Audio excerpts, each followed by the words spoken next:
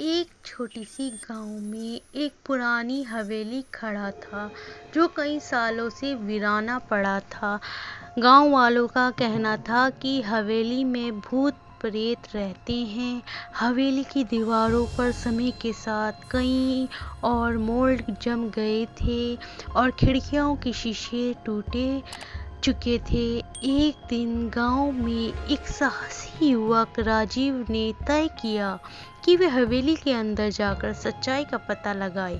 राजीव रात के अंधेरे में हवेली की ओर बढ़ा। हवेली के दरवाजे पर पुराने और जंग लगे ताले लगे थे, लेकिन उसने उन्हें खोल दिया।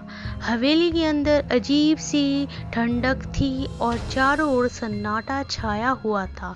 राजीव ने लालटेन की रोशनी में देखा और हवेली की दीवार पर पुराने चित्र और फटे कपड़े बिखरे हुए थे। वह धीरे धीरे ऊपर की ओर चढ़ते हुए हवेली के दूसरी मंजिल पर गया। तभी उसने सुनी थी खामोशी के बीच एक हल्की सी सरसराहट।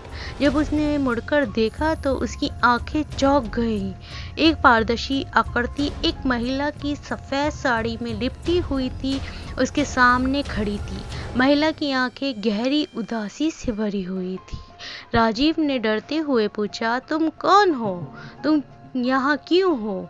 महिला की आत्मा ने धीमी आवाज में जवाब दिया, मैं इस हवेली में अपने पति को खो दिया था। मेरे पति की मृत्यु के बाद मैं हमेशा इस हवेली में उनकी यादों में खोई रही। मुझे शांति नहीं मिल पा रही है। राजीव ने महसूस किया कि महिलाओं की आत्मा शांति की तलाश में है। उसने आत्मा को समझाया कि वे अपने परिवार को बताए कि हवेली की देखभाल की जाए और पुरानी यादों को समापित किया जाए।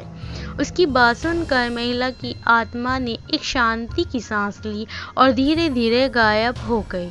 उसके बाद गांव वालों ने हवेली की मरम्मत की और उस पर ध्यान देने लगे। धीरे धीरे हवेली एक बार फिर से जीवित हो गई और राजीव की बहादुरी की कहानी गांव में फैल गई। युवक और गांव वालों के परिवार हवेली की आत्मा को शांति मिली और अब वह कोई भूत नहीं। हवेली में जीवन और हंसी की वापसी हुई।